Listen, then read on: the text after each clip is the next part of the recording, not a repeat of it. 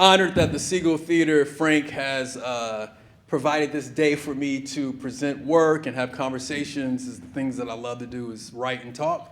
So I'm so proud and privileged that they gave me this day. And so for those of you who were here earlier, we did a reading of The People Before the Park, which is my play about the raising of Seneca Village to create Central Park and that community and the people who live there.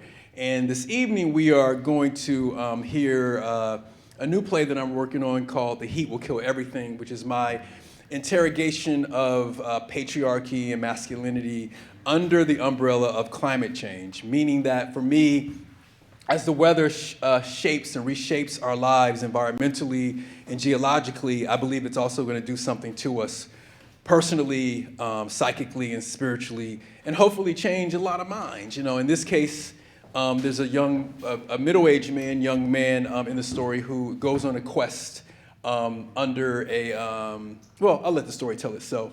But yeah, so we may have a time for a little bit of conversation afterwards, and I know there's going to be wine afterwards for you to sip on. And I think please turn off your phones. If you haven't looked at your phones recently, please look at them right now and make sure they're on vibrate or off. There's nothing worse than a phone going off when an actor is doing their job. And also I just want to point out Russell Jones is the director of this. Yes. And Russell also was the lead featured actor in The People Before the Park. So it's also a day of Russell. Francois Baptiste is our actor for this evening. So this is, I guess, the second time we're actually sharing this piece. We shared it over the summer, which was part of Prelude in the Parks, I believe it was called. And it was just a 20-minute excerpt. So this is the first time we're actually presenting the whole thing. So hope you enjoy. And without further ado, we'll let it happen. All right, thank you.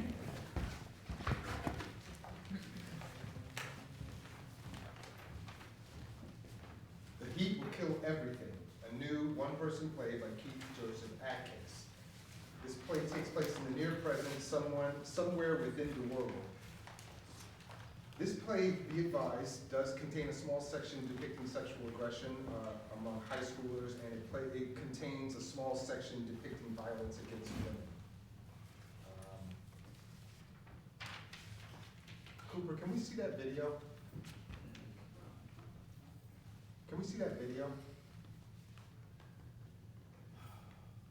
On-stage screen displays a rapid-fire collage of climate change images, an F5 tornado, an ice shelf collapse, drought-hit farmland, heavy coastal flooding, and wildfires.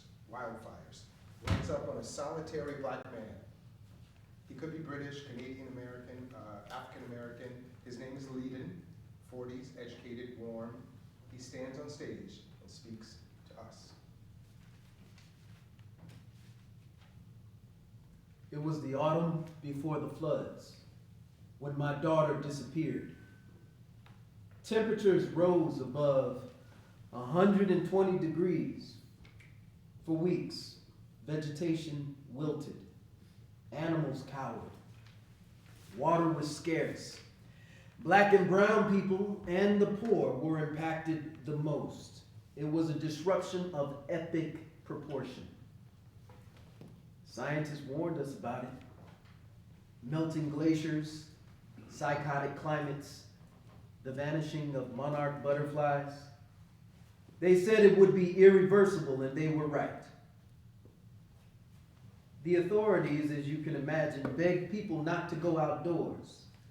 Every hour on the hour, they told us that the heat was catastrophic, that it would have no mercy for human life. Some of us didn't believe it. Some of us believed more in challenging the truth than the truth itself. I wasn't one of those people. I watched the documentaries, paid attention to the WMO, that's the World Meteorological Organization. Their warnings about greenhouse gases did not fall on deaf ears. Whatever the science, I believed it. But more important, I prided myself on being responsible. I was an educator, a voter, a father, of a 10-year-old girl. My sole purpose was to protect her, to make sure nothing absolved her life. Responsibility guaranteed that. Lights shift the slide of a plume in the sky. On a Monday morning, a plume blackened our skies. The news reported it was smoke from forest fires, a common occurrence these days. A podcaster said that it was from a chemical explosion, and not to believe anything that the news says. If you did, you were an idiot and worthy of extinction. I didn't agree, but there was no ash, no toxic smell, just darkness. I thought it was our end, our final bump from Earth, and that it was justified. Lights shift, slide of black people. I was born here, in this country. So were my parents, my great-great-grandparents. To suggest that our lives had been easy would be a slap against historical fact. We are black, and that's synonymous with a complicated existence. Have we flourished? For generations. But that didn't happen without a fair share of systemics and isms. But like others, we burned fossil fuel, we built homes that decimated forests, gave zero fucks that beef production was dumping methane into the world, cranking up global warming. We've ignorantly exploited the planet. A dark plume of doom would have been the obvious finale. Instead, the opposite happened that morning. That Monday morning, it was a reprieve. A climate reprieve, if that makes any sense. The plume actually blocked the sun, dropping the temperature 30 degrees in 20 minutes. It was miraculous. It was still hot, don't get me wrong, but the air felt cool, tolerable. For the first time in weeks, I was happy and wrong. Doom had not shown its ugly head in my life. So I thought. Lights shift, we see a slide of a modest house. Commotion followed, shouting, screams. I was sure someone had been found dead. But then I heard laughter. It was odd to hear after so many weeks of silence. I ran to the window, of course, to see the matter. Neighbors were in their yards, opening champagne, jumping through sprinklers, celebrating. I got it. That heat felt like a death sentence, and we suddenly got an exoneration. I went to my daughter's room, Asha. I was anxious for us to go out and celebrate. I was a divorcee, partial custody, and Asha's 3-day visitation had turned into weeks due to the weather. And she thrived on the outdoors. It was her sacred space of curiosities, and weeks inside was killing her spirit. So I knocked on her door several times, but she didn't answer. I wasn't surprised at first. Asha always slept hard, a byproduct of her preemie days. More rest, more growth, is what the doctors told us. You had to knock hard if you wanted to wake her. Asha, sweetie, wake up. But she never responded. Lights shift, we see her empty bed. I stepped into her room, and her bed was empty. It was slept in, but not occupied. I called out again, Asha! Asha! But still nothing. She would at least answer. I'll be there in a sec, Dad. You have an issue with patience, Daddy. Asha was sweet like that, independent, but caring. Her sheets were warm, so I knew she had to be close. I noticed her blue Adidas were gone and her backpack. It would have been easy for me to panic, but I refused. I pillaged the house. Asha, where are you? This morning is not the morning for games. And I remember telling her that if it was too warm at night, she could go sleep in the bathtub. But she wasn't there either. I ran outdoors. I circled the house. I checked the garage, the interior of the car, any place that would provide comfort for a child in heat like that. I was unhinged. My neighbors, all white, whistled over to me. They asked if all was okay, to have some champagne and relax. My kid is missing. Asha, my daughter, I can't find her. I mentioned the blue Adidas, and no one saw anything, no one saw her. A few said, I didn't realize you had a daughter leading. That cut deep. How is it possible that you didn't realize? She's not invisible. My daughter's with me twice a month. Are you drunk? I know you've seen me with her. Are you serious? They snarled out of confusion, or maybe they thought I sounded like a guilty, unfit father. But between the time the temperature dropped 30 degrees and my knock on her door, Asha disappeared. Night shift, we see a bottle of cognac. I'm not a perfect man, by any means. Let me tell you that right now. I swallow my anger more than I express it.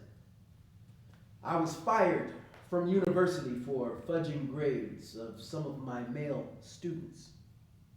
I had an affair with a doula and ruined my marriage.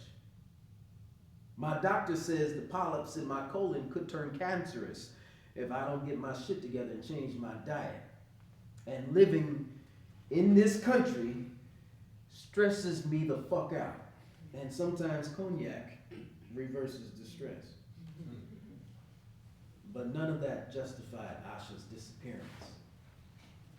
To put my parenting into question, because I know that's what's happening right now. You hear a story like this, you see a black man like me, and that's what you think. My past should be drudged up, criminalized. Any slither of evidence for you to have reason to hate or accuse or disregard my story. I gave Asha my best. She only knew the parts of me that shines. If we're lucky, our children do that for us. Illuminate our good. The heat waned that morning, and something dreadful happened to my child. Night shift, we see a slide of a police precinct. I had no other choice but to go to the police. The last time I dealt with them, they put me in handcuffs in front of Asha. She and I had dressed as an African king and princess for Halloween. And some Karen or Brad called 911, said, Black militant is walking around making people uncomfortable. The police showed up, and I got loud, indignant, and cussed them all out. Hell, it was just a fucking Halloween costume. I wasn't trying to overthrow the White House. Asha had nightmares about that for weeks.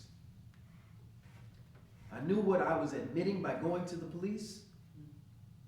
Like most men, we want to believe that we're naturally armored and capable, but I needed fast results, and I know what you're thinking. A black man with a history with the police, going back to the police for help, he must be on them drugs. But for me, locating children was the one thing the police did well. What I didn't expect was for them to pull out their Glocks. I explained to them that I was there to report the disappearance of my child. I woke up and my baby was gone, officer. She's 10. She's got a mole on her cheek, and they could care less. They saw my face, my body, anguish, and couldn't differentiate between a black man in distress and one that's a threat. Hey! We're in the middle of satanic heat, man. People are dying, and your instinct is to shoot. They didn't appreciate my tone. Thankfully, a rookie cop recognized me from university. He told them that I was a good dude, decent. A real legit for real professor, guys. His vouching worked. They lowered their guns. But to my utter disbelief, one cop was sent to my house to search for foul play, evidence for anything they claim I wasn't telling them. The other officers, they took me into a room and questioned me. You give your daughter drugs? Are you on drugs? Have you beaten her? Are you a bully? Is she afraid of you? Were you sexually inappropriate? Hell fucking no to all the fucking above. I love my daughter. My daughter loves me, okay? The only thing I'm guilty of is unfathomable worry. So just find her! Their interrogation ended abruptly. Likely because they feared that they laid hands on me if I kept being belligerent. I didn't care. I got them to issue a missing persons report and an Amber Alert. I insisted on knowing how fast that was going to happen. Today, tonight, tomorrow. Will they search for her themselves? Outsource. Can I search with them? Follow them. They instructed me to go home. They said it was too dangerous for me, against protocol. They said I should pray, though.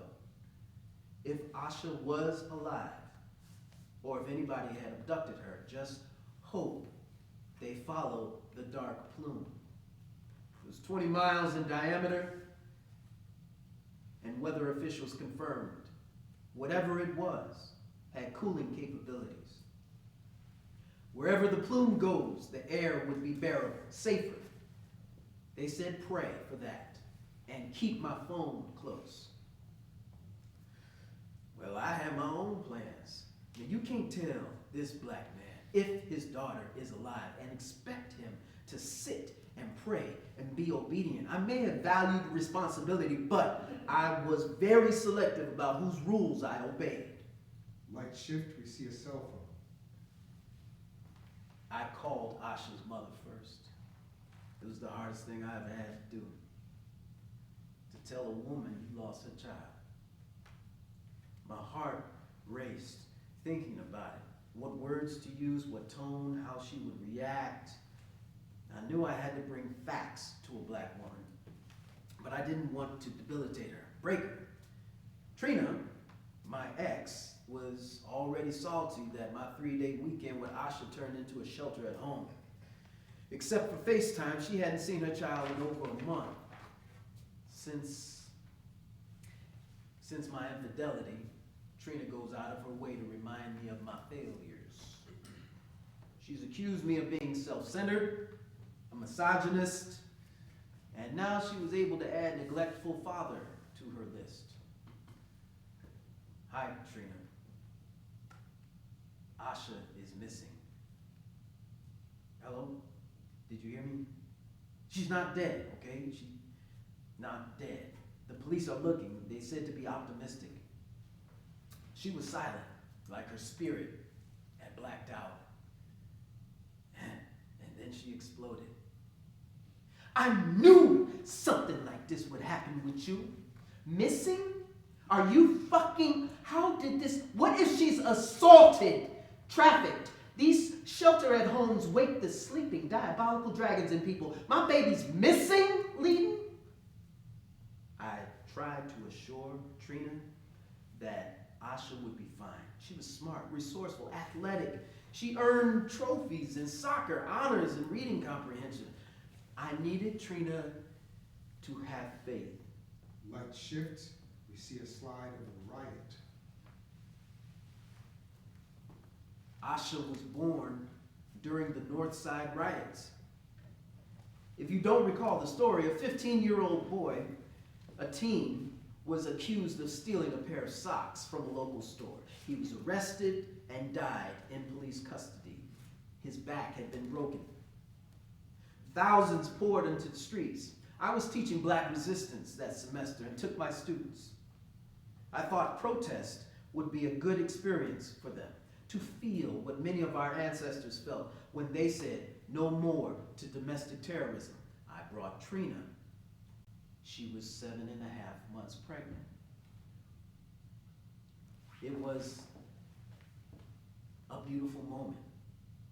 Me, my expectant wife, my students, and so many others devoted to black resistance, showing up for the life of a black boy. I did not anticipate the fighting. People throwing bleach and rocks.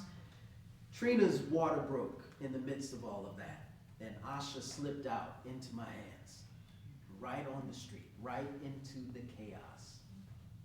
Trina blamed me for days, months. She said I forced her to go. that I seduced her with the bullshit about community and allies and black men. Girls get jacked up by cops every day, Leading, and you never make an effort to march for them, seek out protests in their honor. You gave 3 shits that you risked the life of your wife and unborn child, because it's always about you and what you deem important and the matters of black men. All others be damned. Oh, you break my heart, Leading. Light shift, we see his cell phone. Despite that, despite what Trina thought,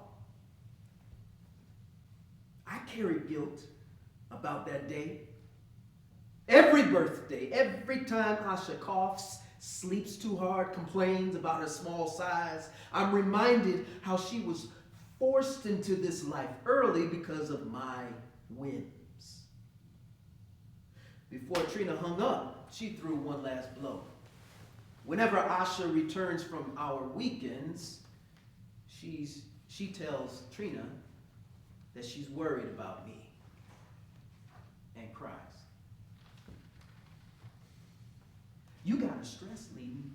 What is wrong with you that it would concern her like that? What are you talking about, Trina? How can a child be worried about a parent?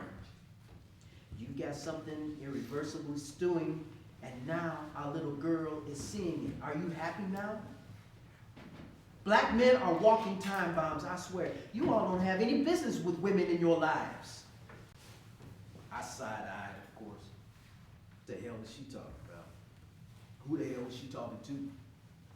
I don't give a I don't have shit stirring inside me. Leading, I don't hate you, but if anything happens to Asha, I'll hurt you. If the WMO was right about this heat, that it'll melt the permafrost, release ancient methane trapped for thousands of years, creating an apocalypse, Asha would be okay. I knew that. She was a troubleshooter, always putting the pieces together. Every morning I'd ask her what her plans were for the day, and she would say, "To fix our world, Daddy! What else is there? It's broken." Asha was not the type of child who'd worry about anything, especially her father. I didn't give a damn what Trina said. Light shift, we see a slide of a car on a deserted road. The first 20 minutes of my search for Asha was torture. I sped through the streets, circled the same areas over and over. The news did say driving a car in heat like that was a risk. Tires could blow, explode, engines could blow. But I didn't care. If I got blown to bits, my daughter's life was worth inconceivable death. There was nothing on those roads. No people or cars. There were dead animals for sure. Hundreds, deer, coyotes, skunk. Their corpses bloated. The rise in animal extinction was on full display. I saw a dog, one of those golden doodles, you know, that fluffy teddy bear looking dog. It was resting. I blew my horn. "Get out of here, you dumbass. The heat's gonna eat you up." Then I saw the flies. Thousands, festering on its face. It was dead. Its body being burrowed out by those nasty insects. I remember thinking how lucky they were. This weather gave them both food and a breeding ground. The flies would definitely survive. I remember thinking if I was going to pray, I would pray Asha didn't see this. She loved golden doodles. She wanted one for her birthday. I would pray I didn't find her body laid out on the road like that. Insects feasting. Her life reduced to a nutrient for the ecosystem. The thought made my chest cave in. It was like stepping outside of myself, watching a warped nightmare unfold. How could this happen?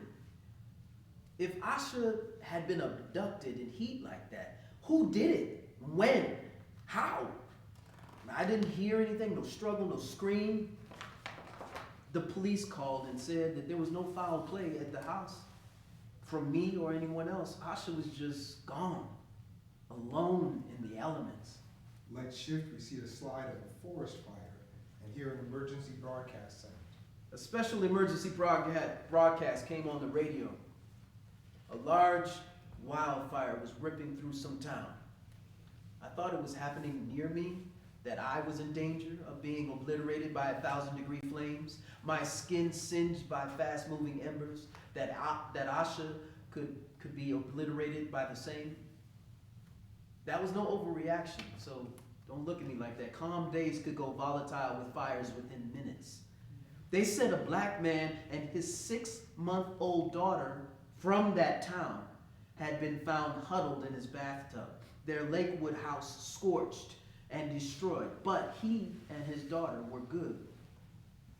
Thankfully, that town was miles away, but they were lucky.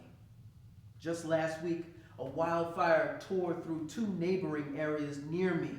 Crews rushed to protect the wealthier white area, warning them in time to evacuate. The poor black area, where my barber and favorite rib joint were, got no warning and lost everything. Fires, droughts, hurricanes amok. The end was near. The end was here. I needed a fucking elixir. I didn't have any cognac, no gummies, a Big Mac, nothing to comfort me. So I settled on what most black men settle on. Music. Not Marvin or even Kendrick, but De La Soul. Me, myself, and I. I know it sounds random, but it's one of those black classics that hits like some damn good weed, making the world feel more hopeful than it really was. And I don't care what anybody says, hip-hop can save souls. Mirror, mirror on the wall, tell me, mirror, what is wrong? Can it be my daylight clothes, or is it just my daylight song? My tire blew. I stepped out to see the damage. My God, it was hot. The heat sucked my breath like a vacuum. Moisture was yanked from my skin. Never experienced anything like that. The dark plume that had been hovering, keeping things cooler, drifted. It had to be close to 125 degrees. I thought maybe I should turn around and let the police do their job. 15 minutes in heat like that could kill me. But I couldn't give up and leave Asha to the elements, to the police, to all other ravages set loose in the world. I put on the spare, or at least I tried to. I figured if I paced myself, I could make the change in 5 minutes, 8 minutes tops. Sweat poured from my forehead in buckets. Thought I was going to drown in my own salt water, but I was grateful. For all efforts, my body was making it cool itself. Don't ever underappreciate your biology. Sometimes it really wants you to win when you don't. Tossy. A child's voice pierced the heat. Tossy.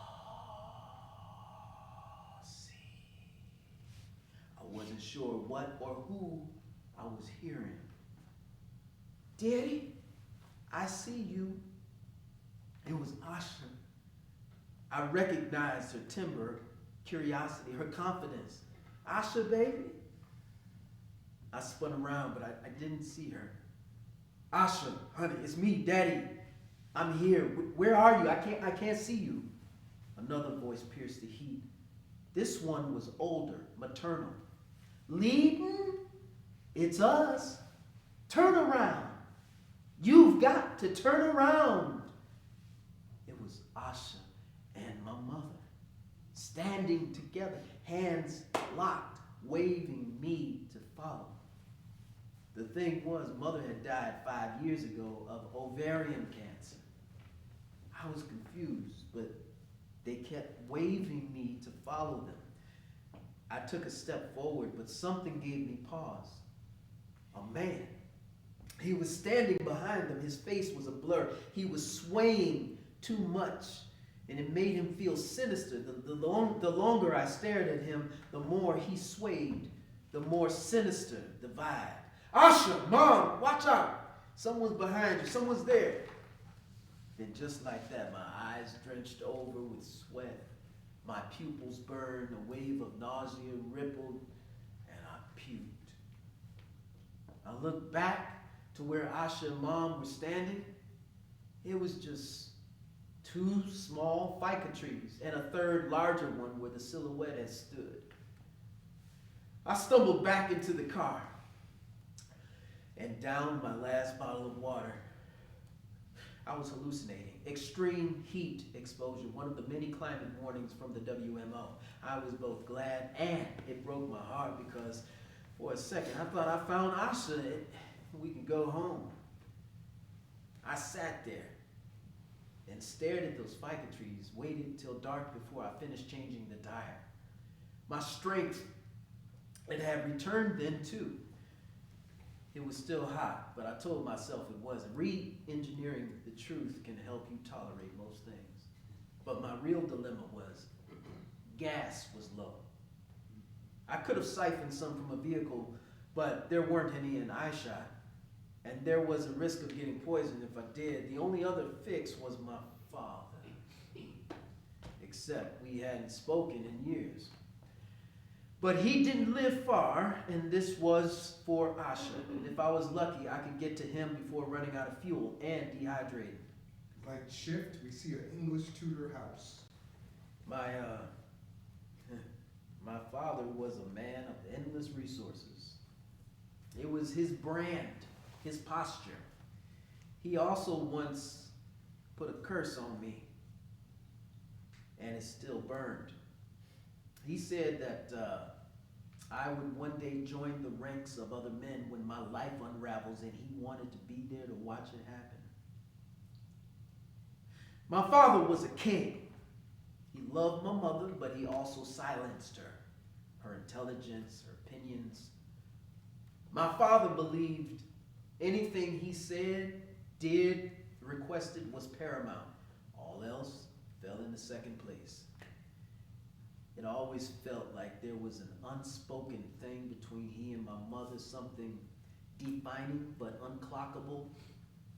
The last time I saw my father was at the repast for my mom 5 years ago. He and I got into one of our many fights. That time was about a pot of beef stew. He insisted on eating it, though it had been sitting out at room temperature for 6 hours.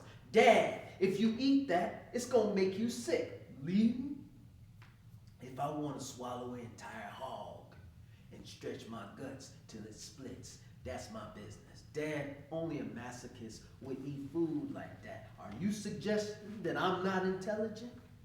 That I'm too daft to know what food is unconsumable? No, I'm suggesting that an intelligent person would discard the stew. He leaped toward me like a lion. And we stood there screaming about bacteria and salmonella. So you the only one around here with the drone's eye on shit. This is my house. I pay the mortgage. I eat what I eat when I damn well eat it. Our standoff caused Asha to cry. She was 5. I'm certain we traumatized her. And I hated my father for that. One of his friends was there, Ed. Bert, I don't remember his name. He watched us from the corner like some drunk spectator at the athletic competition.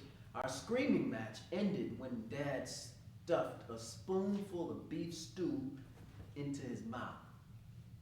Told me to get the hell out and never return.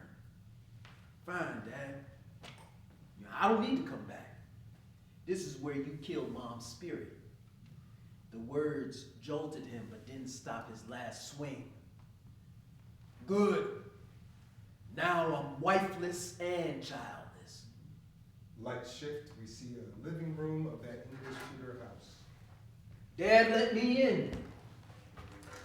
He let me into his house like he was expecting me. That this was the day he predicted that my life would unravel. He had aged a bit, gray in his eyebrows and nose, a head of white hair, maybe an inch shorter, his athletic frame thinned out some. He was old, but still effervescent. I felt a little ashamed. Global warming had left a significant mark during the last few years, and not once did I check to see how he was holding up. Goddamn! It's leaving. But you look sick. Like all you eat is fast food. How's Asha? I told him she was fine. And with her mother, I lied. You look dehydrated, Leedon. Let me get you some electrolytes. He walked into the kitchen and brought back some high-end sports drink. Everyone's dehydrated these days. We're being burned out.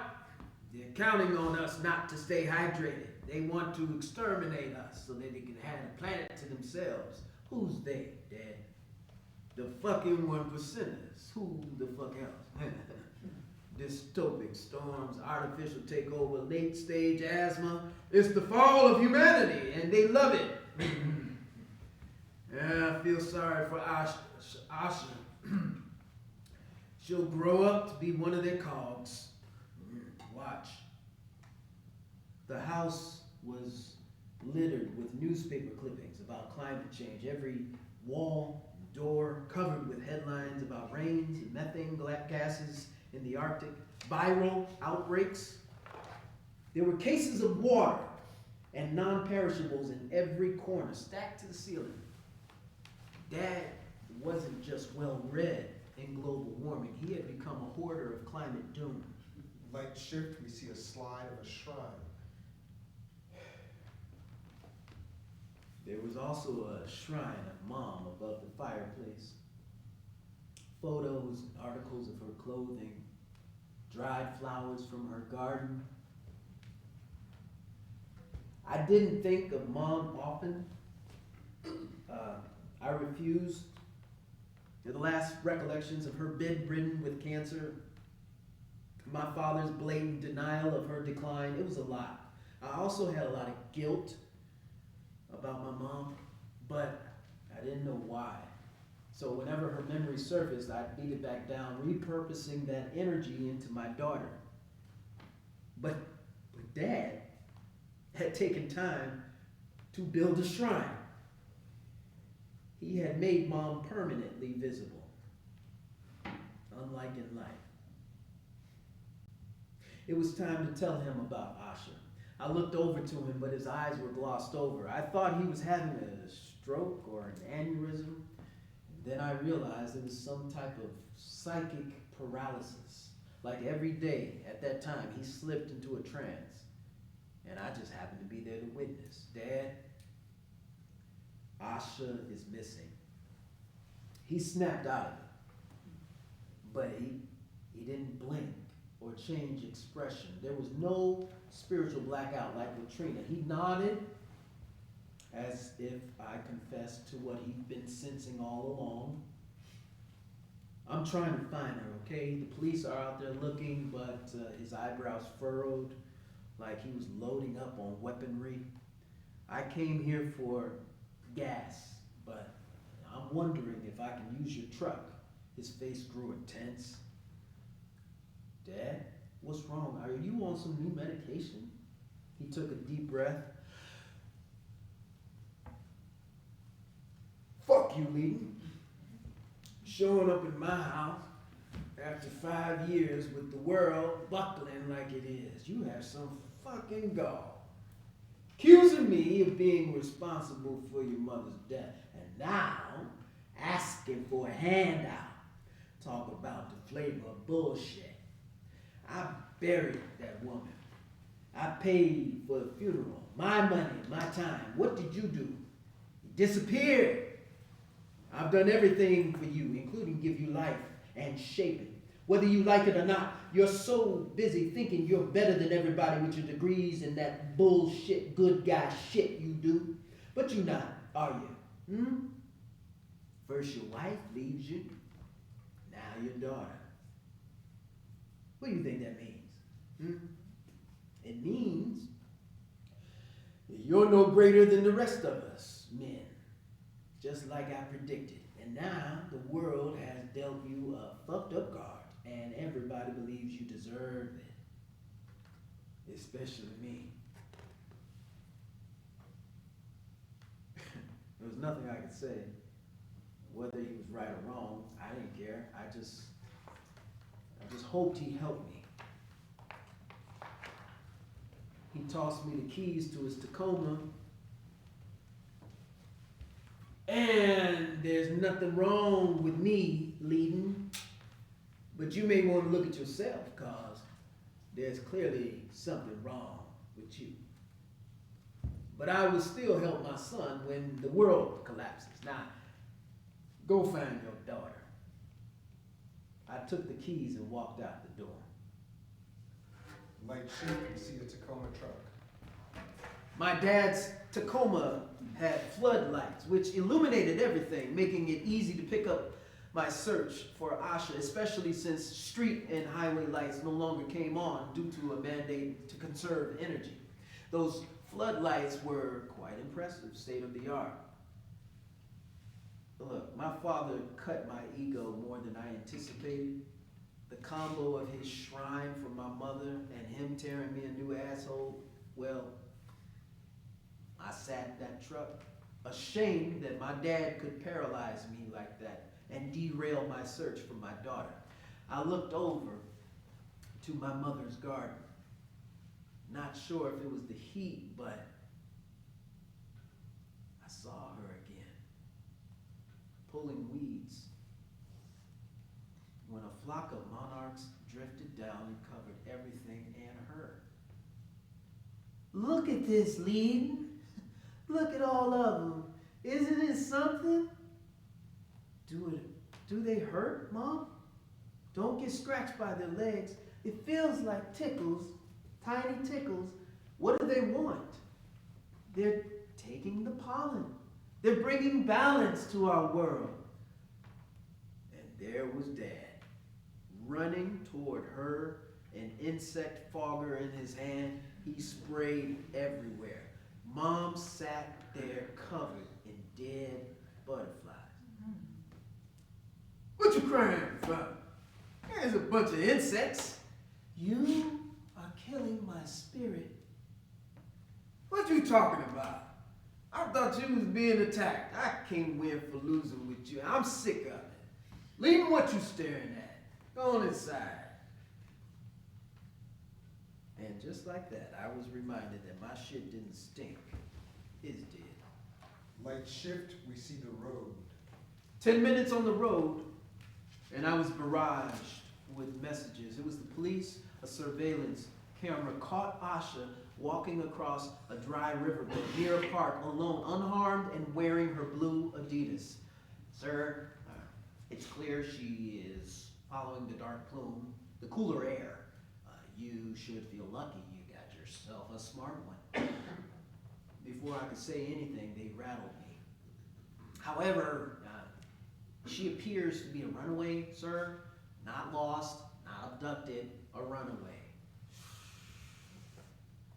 The word hit me like shrapnel. I felt guilty for the first time, and I didn't know why. If Asha had been abducted, that would have made sense, you know? Being a runaway brought more confusion, more culpability for me.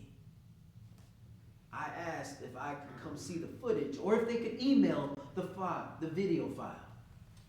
I know my daughter better than you all, officer. One look at her expression and I would know what was happening, her state of mind, if there was some act of insolence or maybe sleepwalking. The answer was no. It was against their protocol, but they had two last queries. Why would she run away, sir? Where do you think she's going? I tried to remember the night before. Was there some sign I didn't recognize? I hadn't been terse with her. I let her have peach sorbet before dinner. I hadn't ignored her. We talked a while about the disappearance of the monarch butterflies. She said they needed stable weather to survive. If they couldn't reproduce fast enough, the erratic weather would wipe them out, which kind of spooked me, but I remember being impressed by her knowledge and her intellect. I thought maybe she heard me talk in my sleep. Maybe I said something or made some guttural sound that triggered a nightmare about a monstrous father who swallows his daughters whole. But I had never been accused of talking or making sounds during sleep, except that one spring at track camp, the coach said all 12 of us boys, all black, tossed in our sleep, murmured strange sounds like we were nightmaring together, all linked to the same mysterious trauma. He thought it was comical, not disconcerting, so I never thought any more about it. All that was left to consider was what Trina said. Asha was worried about me so much that it made her cry after every visit. I refused to tell the police that. They decided to end the call and told me that they would be in touch. But wait. I'm her father. I want to know what to do next. What will you all be doing? But she's just out there, alone. She's not a woman, okay? She's 10. They assured me a few officers had already been dispatched to the area where she was sighted. If they play their cards right, they would catch up to her quickly. If you play them right, this heat is murdering people. What are the officers' names, the badge numbers? They told me to chill out so that they can do their jobs. Don't be a nuisance, sir. Why don't you just reflect on why Asha ran away? There was no why. If anything, the world was the real culprit. The media, the movies, endless depictions of black men being shot and vilified were on loop. I don't have enough fingers to count how many times, how many images of black men I saw being killed in the last month. I certainly didn't know how many Asha saw. And what about the unhoused ones? The ones seen talking to themselves, shitting on themselves, public displays of mental sickness with no remedy in sight. One of my students started his final thesis with, "Black men will soon be extinct. Should we stop it or let it happen? Like the melting ice caps, no one seems to care." The world was the culprit. If I were Asha, I would have cried for me too. I told the police to fuck off and I hung up. I gripped the wheel and I pressed on. Light shifts, blowing trees, and the sound effect of wind. 30 minutes later, me and the Tacoma ran into this surge of wind. Over the last few years, windstorms had become common. Out of nowhere, a gust or a straight line would wreak havoc on trees and roofs. There were times when the wind would blow for 96 hours non-stop, blowing debris, pollen. Allergies were at an all-time high.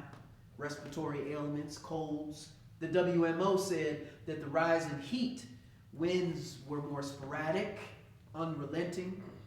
They also said as carbon dioxide levels rise, wind would soon be non-existent, even stilling the Gulf Stream.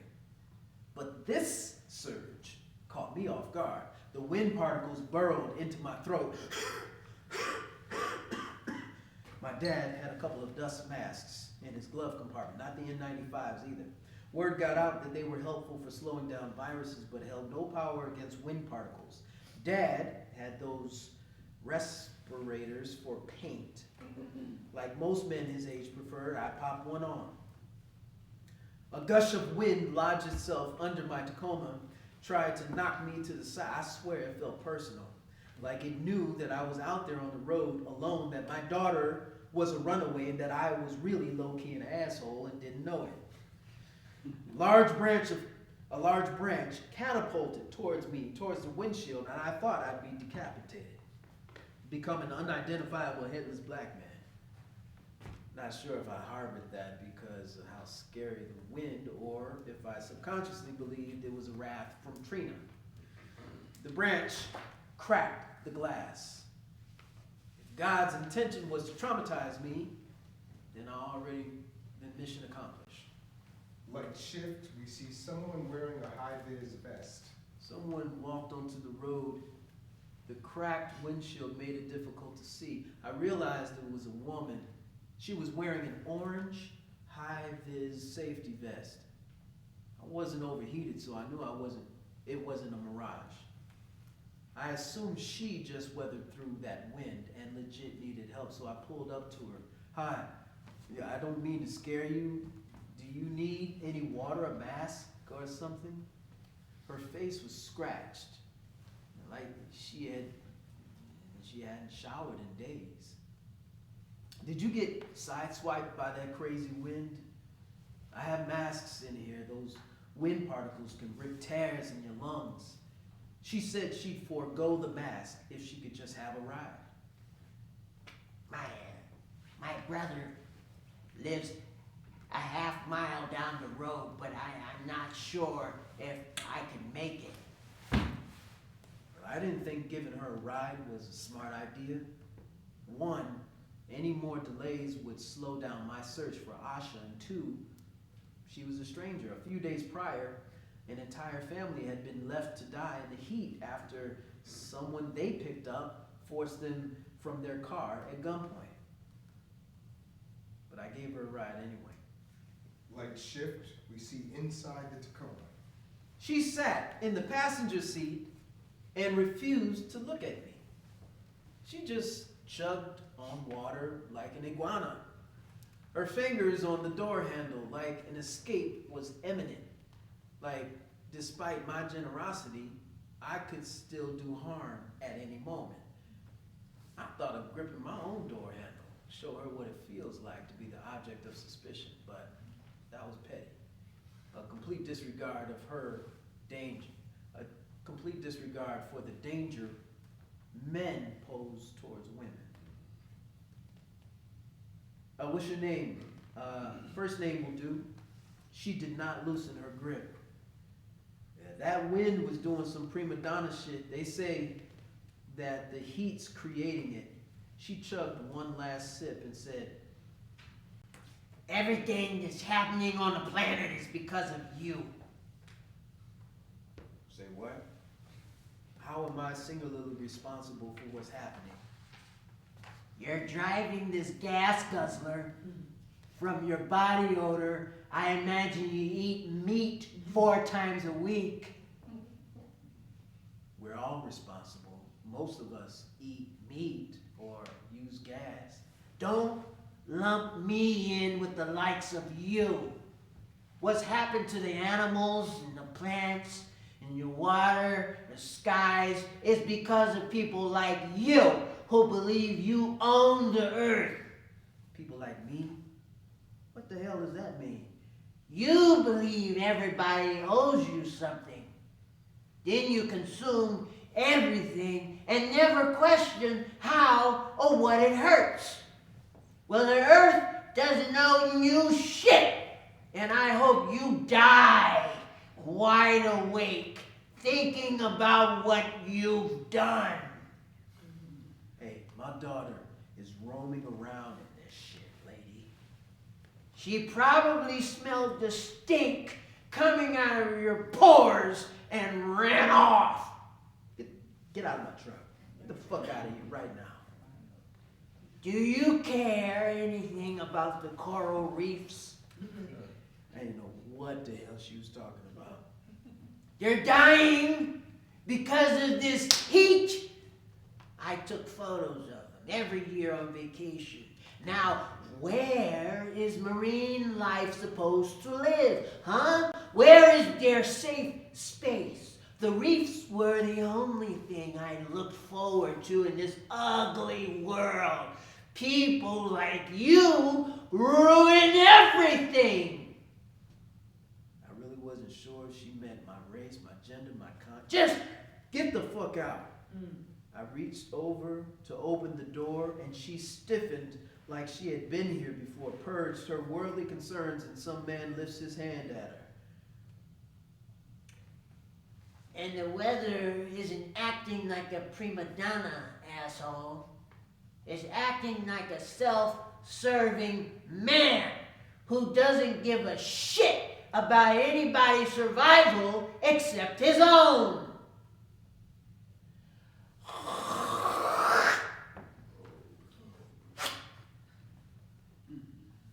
She spat on my windshield and got out. I sped away like I was in a high-speed chase, but she had me reeling. Did I really have a stink on me that everyone could smell? That made my daughter run? Was my father right? I was a monster in this world, pretending I wasn't? All I could do was throw the lady the middle finger. Light shift, and you see a river. According to the GPS, there were 2 rivers within 50 kilometers. The police said Asha was seen crossing a dry riverbed, but they weren't specific about which. The river farthest from me didn't make sense. She would have had to find a bike and rode it at least 35 miles per hour. Only pro cyclists could hit those strides, not a 10-year-old who looked 8. The river closest to me made more sense. If Asha was on foot, it was there she crossed. And there in the bend, in that river's channel, there was also a bend in that river's channel that wasn't far. Light shift, we see fallen trees at a river bend. There was a problem in the bend. Trees were blocking the entrance, hundreds. They had weakened by drought, rotted, and fallen. It was like one of those graveyards of whalebone, but only it was timber. Proof that even the strongest things couldn't survive in this climate collapse. There was no way for me to get across to the bend. That was definite. There was no way Asha could have gotten across either. There was a flyer tacked to one of the trees. At first, I thought Asha left a note for me, a clue, an SOS. So I got out of the truck, not a wise move. The heat felt like razor nicks on my skin. The flyer wasn't an SOS. It was for a missing person, a girl, 12 years old, looking for Molly. Please message her dad if you see her. I miss her terribly. His words felt more like an apology than a request for help. It was like I was in a parallel universe where men lose daughters. All I could wonder was if Molly, like Asha, woke up one day, smelled some monstrous stink on her dad, and left too. There was a rustle underneath the clump of trees. I thought it was Asha, that she slipped through the timber and was trapped. I stuck out my arm into the opening, reaching around for her, calling her. I knew I had less than 10 minutes before exposure consumed us both, when a lizard emerged instead of my girl. I knew I was being foolish and risking my life. We hear 3 text chimes. Several texts from Trina had come in. She hadn't received any updates and needed to know why. She was beginning to think the worst, that Asha was dead. Lee, you don't have autonomy over our child. My sister had a dream. Asha was dead. What is happening? I probably should have texted back, but I didn't.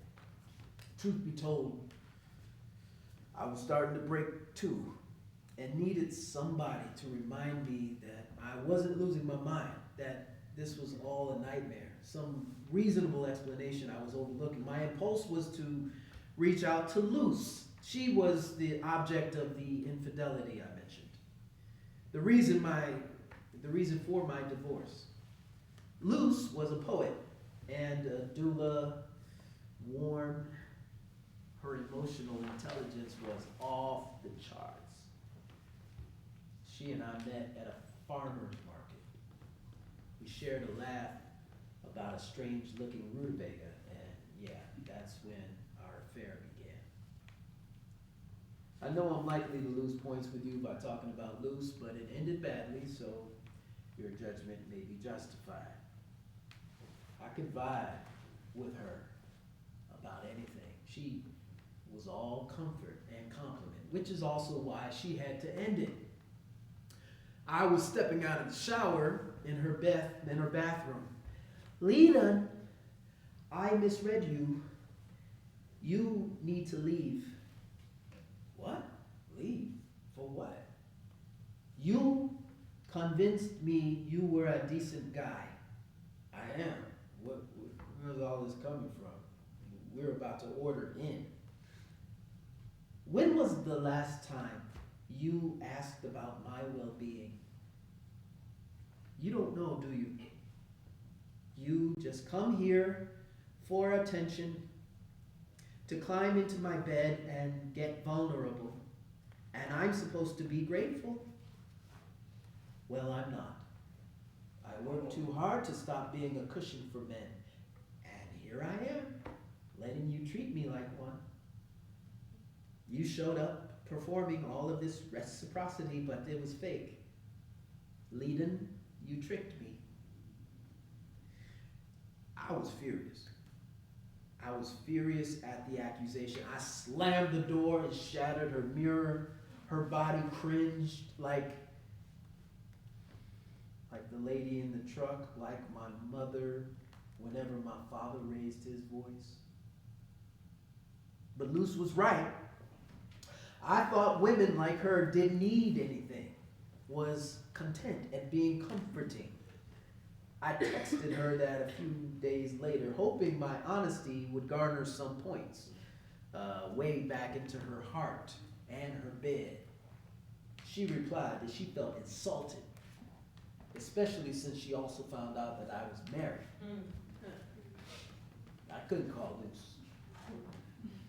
Looking at those dead trees, I wasn't sure what to do next. All I wanted in life was simplicity. You know, wake up, have some eggs, toast, shower, shave, teach black studies, and get soaring evaluations. Have love and marriage, some killer sex, never argue, never raise my voice, have time on the weekends for a beer, a shot of cognac, play a little basketball with my boys. See my child have a satisfying future. Did I get any of that? No. My fucking imperfections got in the way. Climate change got in the way. It put a time clock on human existence and a runaway daughter. What I thought was a search and rescue had become a review of my entire life. So I reached out to my cousin Omar. I wasn't sure if he could help out, but I needed somebody. Omar and my fathers are brothers. We would joke and call them the last of the great misogynists. Omar loved Asha. He would do anything for her and me. Omar was wrecked when I told him about what happened. You lying, Leiden? Asha? No, man. Nah, baby girl, stop lying. I think I'm to blame because something's wrong with me. What? Pause on that, Leiden. Shit. But I'm not able to help you find her. I'm recovering from heart surgery because one of my arteries tore while I was lifting. And James is literally packing his shit and leaving right now. Omar was Diesel. Muscular, chiseled. He was a living Adonis. Since we were 15, we had been obsessed with our bodies. We hit the gym every day after school, flipped through Iron Man magazines like addicts.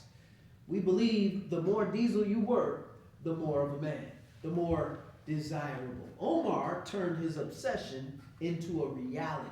He became Diesel. He'd post shirtless photos of himself on dating apps and was never without a hookup. I hate to hear about your artery and James, but I got this issue with Asha. James won't find anyone as next level as me, cuz. He wanted a real man. Well, here I am. The bass in my voice alone makes all these dudes flutter. I'm their fucking Nirvana, and they know it, cuz. Omar, stop. I didn't call you for this arrogant bullshit. You sound worse than hetero dudes. Don't be judging me, Leiden. Judge yourself. I'm not judging. I'm looking for my daughter, dude. I'm sorry, cuz. I'm over here drinking. You want to come over to my place? I told him no. That Asha was gone, and the police said that she was last seen close to a park When I said that, he nearly jumped through the phone. Omar also self-identified as an intuitive. He claimed he just knew things after getting lit on some laced weed. She's at the spot where we had our family reunion, cuz. Do you remember? We were kids. It was in a park near a riverbed. Oak Park, I think. I could feel it. I didn't remember, and what was the connection with Asha? It's some situation that happened with one of the women and some man, a friend of your dad's, Bert, Ed, I don't recall Cat's name. The women took a walk and came back and said that they were engulfed, cuz, by a swarm of insects. Had everybody tripping. You don't recall? I didn't. Asha is going there. I sense it, bro. And you know little girl is on some smart shit. I bet she heard the story about that park from your mom's and felt some kind of way about it. Ask your dad. He remembered that man from the park was his friend, Ed. Or Bert. I don't recall his name. Omar wished me Godspeed and asked me to pray for his health. Sorry, man, me and James are in this bad place, cuz when you find Asha, you bring her by before this climate melts us all into puddles of regrets, cuz. It all seemed far-fetched, except the swarm of bugs. I did remember those. But they weren't just bugs, they were butterflies. The ones Asha was so concerned about. Light shift, we see the Tacoma on the road and hear a cell phone ringing. The police called again. Their tone was stoic, like they were preparing to de-escalate a volatile situation. Sir, Asha has been sighted by a random citizen near Oak Park. We're on our way, but we have grave concern. My stomach cringed. Omar was right. Explain grave concern, please. They hesitated. Well, she's no longer following the dark plume, sir. She won't survive more than 15 minutes outside, and that's if she stays smart. I felt like I was suffocating, and I needed air. I stopped the truck and jumped out. All I could think about was my baby out there exposed, susceptible to Earth's vengeance.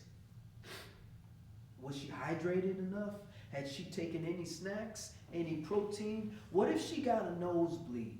I taught her climate survival skills, but did she remember? She was great at meditative breathing, but she had to be told to drink her water. I leaned back against the truck, hoping that it would steady me, and just like that, I was shrouded by heat, swimming in sweat, my breath shallow, irregular. I kept forgetting about the heat. There was no plume above me either, and I blacked out. My forehead, it struck the truck's running board. Flesh ripped and blood surged. And when I opened my eyes, I saw monarch butterflies. They were thronging everywhere. Light shift, we see a single monarch butterfly. Get up, Daddy. Look, you see it? Get up! It was Asha. My legs were rubbery, so I latched onto the door handle. Asha, where are you? I can't see anything but butterflies. The swarm broke open like it was an invitation to welcome me to walk through, and I did. That's it, Daddy. Do you see it now? I know you see it. It was a kaleidoscope of monarchs. They were resting on a person, a human. Their wings were flapping methodically. I couldn't tell if they were guarding the body or feasting. I'm confused, Asha. Daddy's confused. What is this? Who is that? I flustered some of the butterflies, and they flew off, leaving the face of the person exposed. It was a young woman's face, a young black woman. I squinted to focus my view. It was my mother. my mother's face as she was 30 years ago. Mom? Her eyes were watery. She had been crying. What are you doing there, Mom? I don't understand. She tried to move her mouth to form a word, but it was difficult. She had a cut on her lip. Asha, what happened to her? Somebody explain this. And the butterflies returned to her face and enclosed it. I blinked, and when I reopened my eyes, Asha was kneeling beside me, and she was holding water in her palm, tipping small drops into my mouth. I noticed a few picnic tables behind. People, too.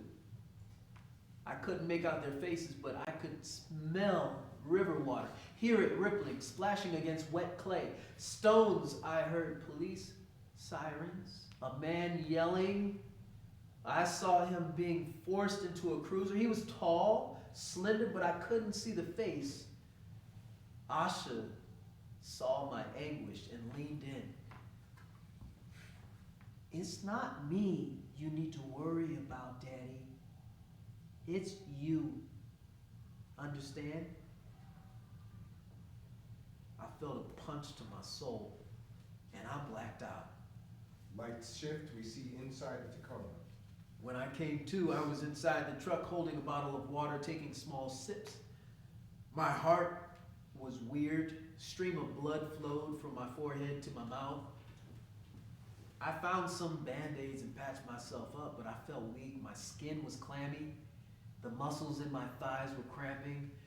I knew to give myself a moment or I would pass out again. Officials warned that your brain could swell in heat like that.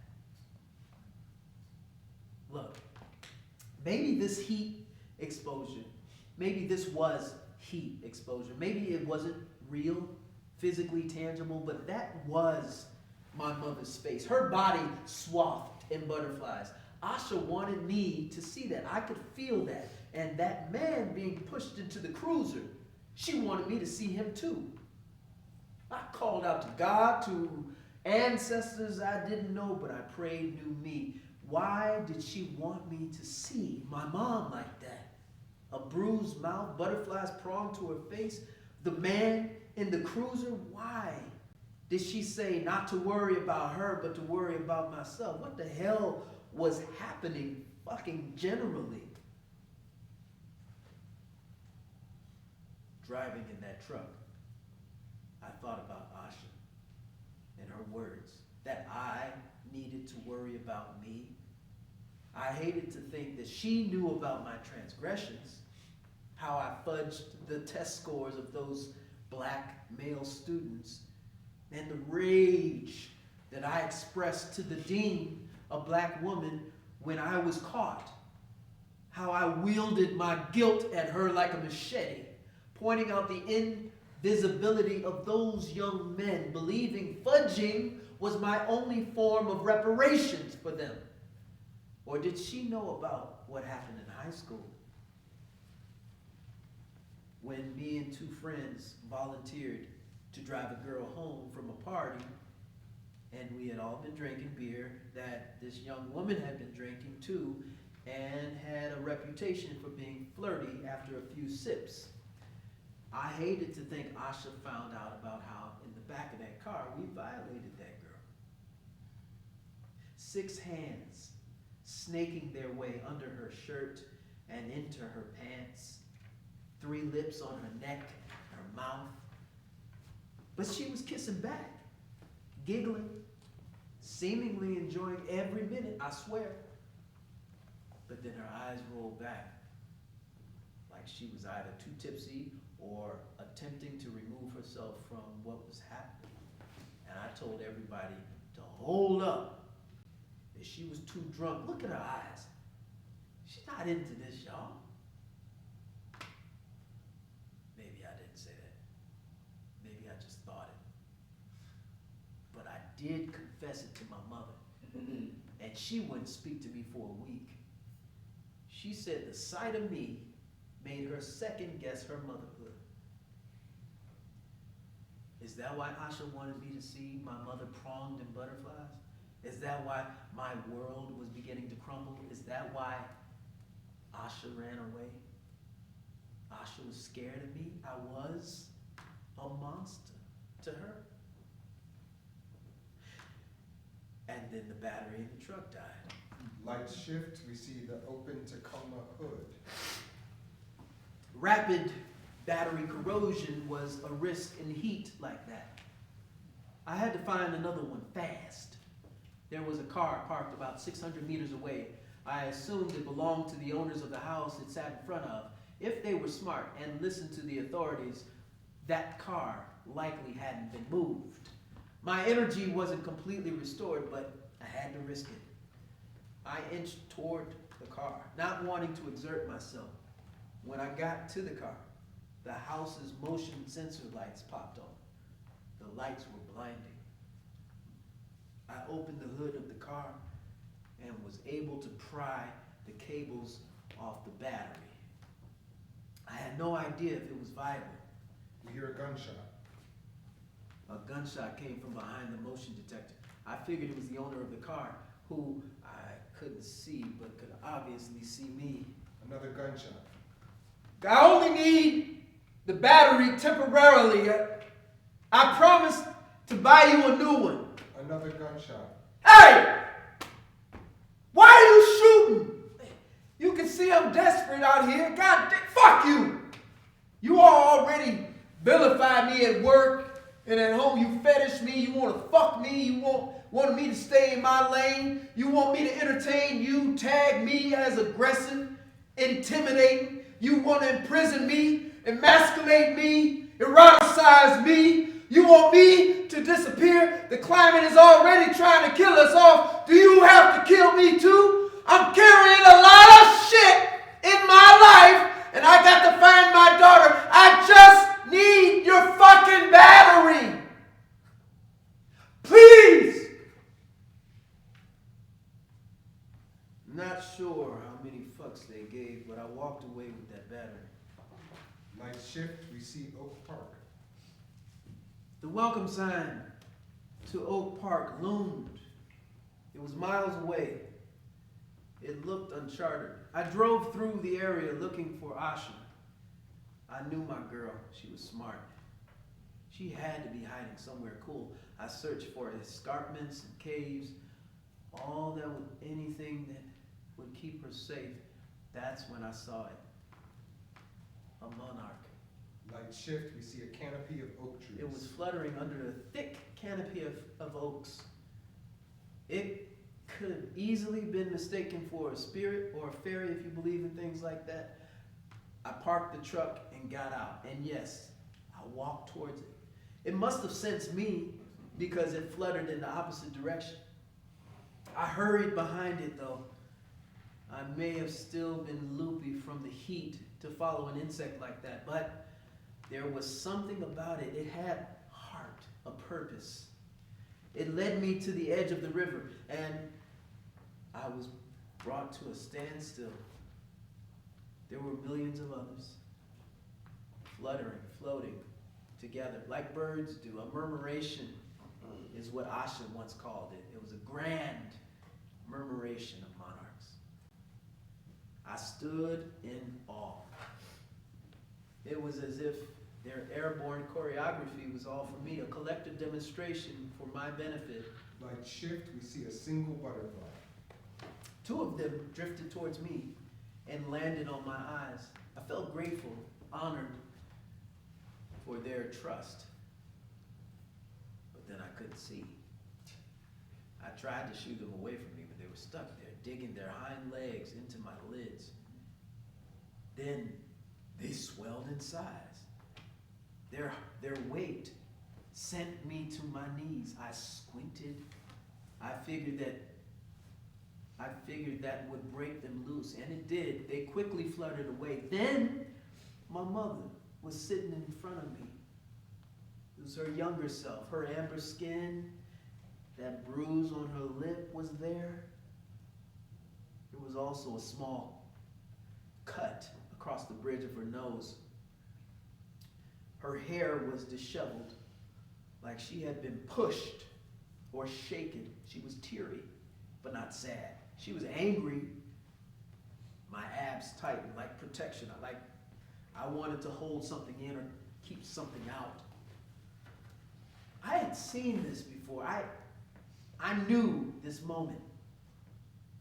There was breathing behind me. It was a man with this silhouette that I had seen, the man who the police tried to stuff into their cruiser. I turned back to my mom. The man was now standing over her, and there were thousands of other men floating behind him. He looked like Ed Bert, I don't remember his name, but it was my dad's friend, the one who watched Dad and I fight at Mom's funeral. He was now pulling Mom behind the trees, and the thousands of men were watching, just like I was. The man was playful, but Mom was laughing. He was a friend of the family, a friend of my father's. He was the friend Omar mentioned. Go tell your father, Leeton. Can you do that for me, please? But I couldn't move. Why couldn't I oblige my mother? And just like that, 1,000,000 monarchs returned and entombed her body. I blinked once, and she, the man, and the butterflies were gone, and there was no Asha. When I got back into the truck, my phone was lit up. There were several text messages from Trina and the police, all of them marked urgent. I returned the police's call first. Sir, we found your daughter. We found Asha. Call us. Light shift, we see a hospital. Asha. Asha laid there semi-conscious. Her blue Adidas were on the chair. The doctors were treating her for sunburn and dehydration. They said heat exposure may have been the culprit behind her running off. Trina had found a rare flight and was sitting by her side. My baby girl was alive. I wrapped her into my arms. I looked for you, sweetie. I looked everywhere for you. She was half awake. Why did you run off like that? The heat is malevolent, baby. I thought I lost you. She half lifted her head. Did you see the butterflies? Her question seemed to come from delirium. You can't ever run off like that again. You're not safe. Why would you do that? Your mommy had been calling for you for a long time, and I needed you to hear her. I didn't know what to say. The doctors claimed the heat made her run, but my baby girl was talking to me like it was something else. Did you see him, Daddy? I saw everything you needed me to see, baby. She tilted her head, still delirious, but it was like she wasn't satisfied, that her dangerous adventure was in vain. What are you gonna do now, Daddy? What? I'm gonna sit here until you're better. You're still scared, Daddy. Stop being scared. And then she turned her back to me. And I felt a hurt I never thought a child could make me feel. I got up and I turned to leave. Trina demanded to know where I was going. I told her to change the course of my life. Light shift, we see the English Tudor house. It was the middle of the night when I got to my father's house. Before I could knock, he opened the door like he knew I was going to show up long before I got there. That the personal collapse of my life he had predicted would bring me back to him. The house had the aroma of seasoned meat He said he was frying up some steaks and onions. We all need to stock up on our protein, son. We can't survive without it. Why are you standing there like that? Come on inside. I know you feel the heat. It's like a furnace out there.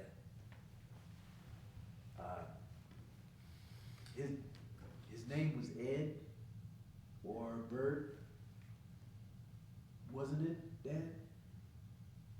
You called the police on him for assaulting Mom at the park, but you never corrected him. You never made him be accountable for what he did.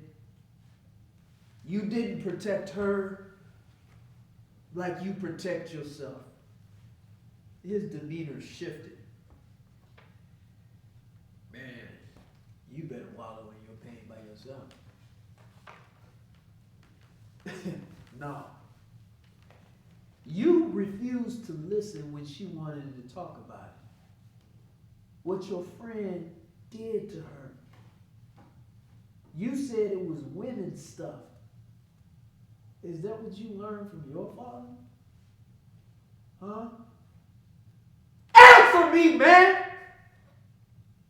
Year after year, you downplayed her. You shut her up. Shut her out. And I saw that. I was groomed in that. You hurt her and got away with it. You let others hurt her and did nothing. I did nothing because that's what men do, right? To women, we use and abuse and get their comfort and ignore their heart. We helped make her sick and killed her, Dad. And I've been killing women too, just like this climate is sure to kill us. Fuck a 1%er. We need to die. Asha is afraid I will kill her spirit, Dad. And I'm not confident that I won't. And I'm pissed that there's not enough time left on this planet to make amends. You're right. I am who I am because of you, but I don't know how to change it. I want to change it. My father just stood there, played a steak and onions in his hand, like he was waiting for the wave of facts to subside, hoping I wouldn't see him buckle under the velocity of truth, but he and I both knew the wave was there to stay, and he may have drowned under it. I stepped out the door, closed it behind me, and exhaled. Seconds later, I heard the plate of food shatter, and then I heard him wail. My personal collapse led back to him. Light shift, we see torrential rain. The heat finally subsided. Asha bounced back, and our bond grew stronger. But it wasn't over. The rains came, torrential, relentless flooding the cracks the heat created. The WMO are encouraging people who live near coastal areas or rivers to make permanent moves inland. Asha told me more monarchs are being spotted around the country. That us, me and her, seeing them may have helped them repopulate. So we planted a milk thistle garden for them to feed on. That little girl's hope is the guiding force of my life. I am a man. I'm raised to be paramount and top priority. If this is the end of the world, then I'm here for it. Because in the new world, if there is one, and I'm allowed to occupy it, I'll do everything in my power to ensure that my daughter doesn't have to worry about men like me. End of play.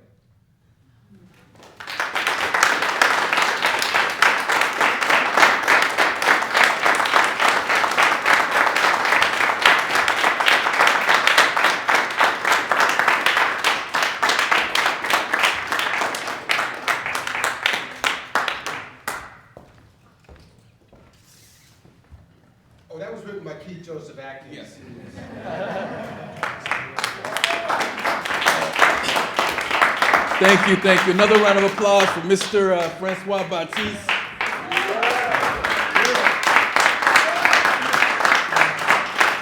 Again, Russell G. Jones, director. Mimi, stage manager. She's up there somewhere. Vernice, producer. Frank, thank you everybody for being here. I think we don't really have a lot of time, and I don't want to like take any more of your time, but I think we've earned like at least a 5-minute conversation. Okay, okay.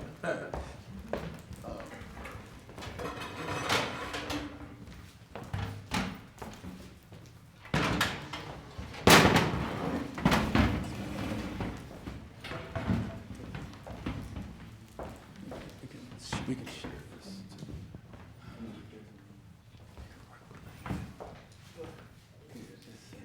Francois did fly across from Sacramento a couple of days we ago. have to take a mic. Yeah, he flew with his arms, so he's exhausted. Yes, he did fly in from Sacramento to be a part of this, so we're very thankful for Francois. So again, thank you everybody. As you know, like we talked about earlier, for those who weren't here, like this play is a new play, and it's my interrogation into patriarchy and masculinity, and using climate change as sort of like a guide, through these very important things. And for me, for those who don't know me, I have spent my life as from 18 to now, just re-examining myself as a man. That has been my journey. And I have stumbled, fallen, gone the wrong door, out another door, into another door, still confused, still not knowing what the fuck is going on.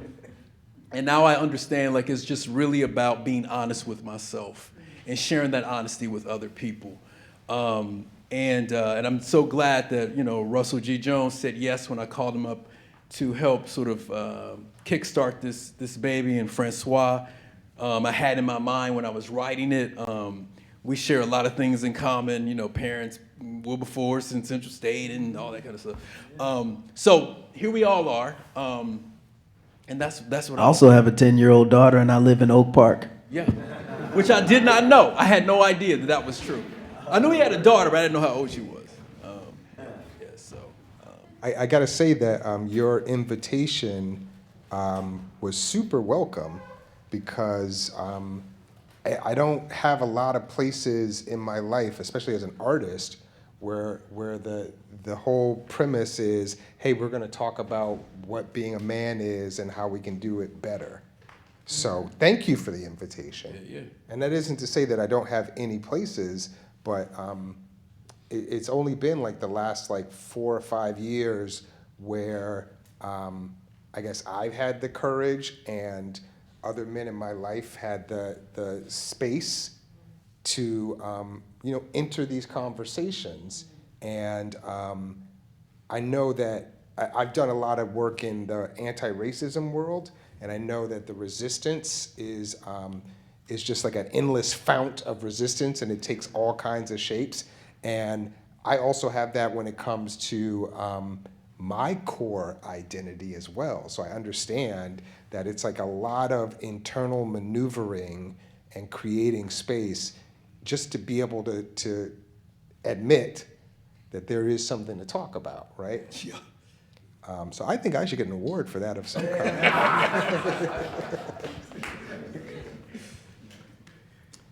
Do you feel like the conversation that's being opened up by this piece is what you are wanting? Or is this piece still helpful to you in your investigation? Oh, absolutely. Because I'm still, I was just home in Ohio, and my father and I had a moment, and I was also with one of my best friends from high school who, the story about the teenage situation with the girl, that's loosely based on a real thing that happened. And I was talking to, he's not watching, I was talking to him about it, and he was laughing like, yeah, I remember that. Remember we was, and what you don't know is like the next day we did this, and I was just like, no. Like, it's just, this is not something we should be joking about. Let's talk about this. And he refused to talk about it. But that haunted me all of my life. And when people start talking about sexual assault and rape culture, I always felt like I was removed from it because I was an artist and like, I don't know what the hell they talking about. And when I start really interrogating my own journey, I was like, oh, I have participated in that myself. Fuck. So yes, this story continues to open up things for me. I'm also from Ohio, by the way, so me and Keith have that in common. But I didn't grow up with my father, and I felt like I grew up with my stepfather, and he was my brother and sister's father. So I always had this this space between me and that role model for a father, and I actually feel like that helped me be open to the possibility of other ways of being a man. It's not like I didn't want to be a man, but I was like, I know what my stepfather did, and I was like, I definitely don't want to do that. And it just felt like I had a blank page that I could, but it is a social definition that we are living into, and it really does sort of is limited or buoyed by what's going on in the environment. So when you talk about, oh, I'm an artist, so maybe I don't have to, I have been telling myself that we're artists and we're open and everything, and like we haven't done any of those things. We're writing about different stuff. I will say too that and I don't want to open it up for anybody who just wants to just engage, but as we know, we just had an election, and I'm not here to actually point fingers at anybody who voted on whatever side of the aisle, but I will say that several of my relatives in Ohio voted for Trump, and that again, I'm not judging. Well, I am judging them, but that's just me, and I don't want to isolate anybody here. My bigger point is this. All of collectively their argument for voting for Trump was something negative about Kamala. It was from she's a woman, she a hoe. I mean, all kind of stuff. With no real reasoning and argument or factual support around the Trump vote. Like, it's just about not her. And so for me, that just reeks of misogyny and just anti-womanhood and all this stuff. And I've told people this often, and Dennis and I have had these conversations as well. Like, I know a lot of brothers who don't like women, and I'm just gonna be R-rated tonight, don't like women but like fucking them. They don't like them as people, they don't like them as human beings, but they like them to be who they are supposed to be socially and how we've socialized. And so I feel like that is, to me, connected perhaps to why so many voted for Trump, who did not vote for her. That's the real statement to me. So anyway, I just wanted to put that out there. I mean, I think that was a smart tactic of the Trump campaign to keep that idea afloat. And I think it's the same scale of like that politician representing white supremacy as an American ideal. Like, you don't have to say it explicitly but once, and the rest is just like, it's already embedded in us, and it's just, we have those receptors. Same with cannabinoids, so it's cannabinoids, cannabis. I don't know. We have the receptors in our body, and then when you actually take it in, you're ignited before you get to make a choice. Oh, yeah. Which means that, like, and also, it wasn't just our fathers that we got our ideas about manhood from. It was also our mothers, right? And in this story, Yes. the mother's reflection of what was happening to her also cued lead-in into what was appropriate and what was inappropriate. And I feel like it's great that we're having conversations amongst ourselves, but like I think maybe the next step is to be able to have these honest conversations with mixed company. Yeah. Like we actually need each other to move the needle on the healthy. Yeah, because we're all going to be impacted. Like the larger mothership is climate change, so none of us is going to escape that. Yeah, So, no, this seems like a we're good all gonna one be to organize equalized. under. Right. You know? Right. But if anybody wants to just sort of question or challenge or throw a rock in the puddle. Maybe you enter. Well, he'll talk when he wants. Said enough. He's tired. Malcolm? Where? Hey, just throwing a rock in the puddle. Thank you, gentlemen, for presenting this and sharing this with us tonight.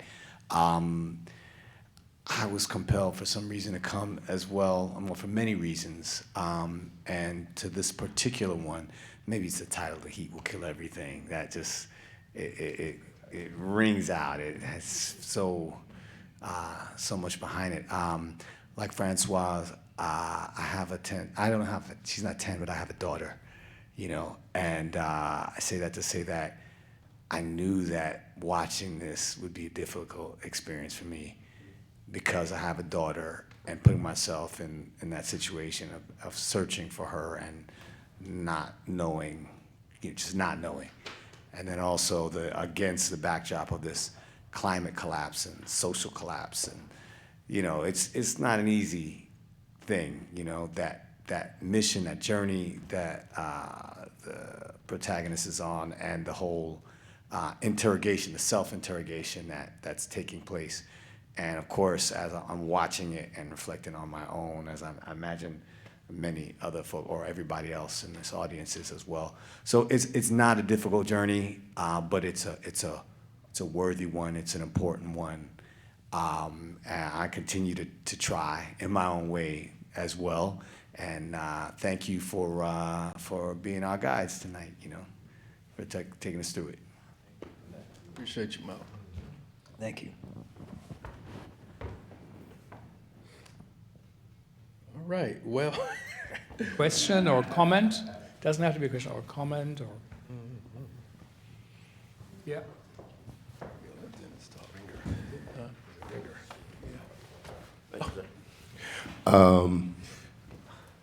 Yeah, I guess I'm gonna throw a stone myself. Okay. Good job, brother. Beautiful work. Come on, brother. Yeah, man. It's beautiful. I was sitting here taking notes and stuff, and thinking about the conversation earlier. I was privileged enough to watch people before the park and then be a part of a conversation after that. And now that I've seen this piece, I'm continuing to think about this idea of seeking safety, and particularly as we're talking about men and masculinity, what our relationship to power is, and the dynamics of power when it comes to men. And the first three things that popped up, and this is not to make a generalization, I'm just talking about my experience as a black man in America, conditioned and socialized by Western society, right? I think the first thing we look at is dominance when it comes to power, how dominant we can be over each other, over the things around us, over nature, right? As men, dominance is the thing that's valued the most, is the thing that we get most praise for. And so it's interesting that you put in that the friend in the story wanted to be Diesel, the pursuit of strength, right? That's the thing that is uplifted when it comes to men, to be dominant, right? If you can't be dominant for whatever reason, genetics or whatever reason, then it's financial power, right? It's like, okay, I'm financially gonna be powerful. That's going to get me all that my needs, the materialistic. And then the third thing that came to my mind was like, okay, if I'm not strong physically, if I can't be dominant in that way, and I can't be dominant financially, then intellectually. And so there's intellectual pursuit. I'm going to find my dominance in that way, right? And so it's those three things, at least for men, that I find. And I think what was interesting when I was thinking about it, and if we're talking about a binary and thinking about women, I started thinking about in terms of how they found their power, and we're talking about Kamala and the 94% that voted for Kamala, right? In the collective, and how Leadon went on this journey alone. I mean, he went to his father for help, right? But you even put in there that before he went to the police, you had him say something about, a man's supposed to armor up. And even going to the police and asking for help, just to ask for help as some way against his masculinity, right? It's a vulnerable thing, right? And so in terms of like men and masculinity and the way that we need each other, and if we're talking about community and moving forward and what we can do differently, the vulnerability between ourselves and the women in our lives, but particularly men being vulnerable in a way that's not about dominance, not about how much shit I got financially or how much I can overtalk you or be smarter than you in the space, right? I think it's something that should be explored, and I appreciate your piece because I think it brings that about. Appreciate that. Thanks.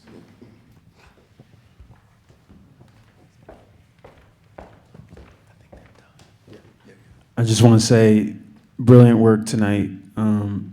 So many things resonated that I'm still processing right now, but some of the things, just watching your own journey, which was brilliant as far as like your self-awareness about the impact of your manhood and masculinity and who you were in terms of like your character. And something that you just said about the climate itself, this is something that still people don't talk about. And I just wanted to show you love for actually talking about what it means to be a man as a man and how it's impacting women in society. And in the same way that we are ignoring Mother Nature, and in the same way that we don't have these conversations in our families that you alluded to personally, and even in the play, it's like these ideas of what transpired, what did we witness, and how did those things subconsciously shape us, because we need art to have these conversations. We need art to encourage people to be vulnerable, to actually examine their contribution to things that are happening in the world, because there's so much happening right now that we are not focused on or don't talk about or not paying attention to. And we're living in the sort of microcosm of our lives as we have wars, we have politics, as we have women's rights stripped away, and it's just happening in real time, and everyone is like in the midst of their own struggle. So I really do appreciate, you making art in this way that's going to be so important to continue in the years to come, based on everything that's going on. So I just wanted to show y'all love for that, and I appreciate y'all. Thanks, Sean. Appreciate it. So Pass the collection plate. Yes. So I think that we will shut it down, right? We will say less. I think so. Actually, I didn't know it's already 9:30 when we have to be officially out. So maybe I don't think we can do the reception, but maybe if there's another comment on you guys, or you as I would be interested for the actor to know how was it, for you performing the piece. Man, it's a lot, but it's also sort of a self-assessment. The hardest problem we have when the three of us get together is working on the play, because I have a lot of, I don't have this very often, where we sit and we just really parse what's happening into the world, and try to make sense of what's happening into the world. And that's what Keith has done beautifully, is sort of meld these worlds together, of how we deal with patriarchy, some of the toxic traits that we pick up, and what the backdrop of it being climate change. Every time I go through the script, because the soil is so rich, something else sprouts up that I didn't realize how it's going to affect me. And with Russell's direction, he's such a brilliant actor that you can see his approach to text, and it's guided me in our short period of time. We don't have much time with this piece, but in our short period of time, it's guided me to understanding how to tell the story more effectively. And I think that's just with time and maturity, you can in a piece you can figure that out. But he's talking about stuff that people don't talk about, man. He's talking about. I know he had the whole thing about Trump. I remember in 2016 being in Korea and being on a base, and how people in uniform were just talking in such a way about Hillary Clinton simply because she was a woman. The level of misogyny in this country, it doesn't just come from men. There are women who refuse to vote for women. And that's a lot of what was said earlier about, our mothers teach us how to, we learn a lot by people in our sphere, but we, at the same time, I use my father as an example. Very domineering, and as a father, I also have a 12-year-old and a 7-year-old son, and my daughter's in the middle. But we're raising CEOs. We're raising leaders. My dad didn't sit down and explain certain things to me. It was up to me to work things out myself. So I try to take what happened in my childhood and shake off some of the toxicity and implement and build on that. And I think what Keith has given us a chance to do is to recognize, identify it, and not run away from what is in our society and how we are generally given passes because of the compartmentalization of being a man or being a professor or being this or that, and not really examining our effect on the psyche of human beings. And before I start, I'm just exhausted right now, so that's enough out of me, but I will say that I read this play and I don't find what he's talking about anywhere else. And it's important because I think ultimately we want to do better. A vast majority of us wants to do better. And ultimately I see we can't do that in a vacuum. We need others to help us do better. And Leedon is learning from his daughter and others. But anyway, that's enough.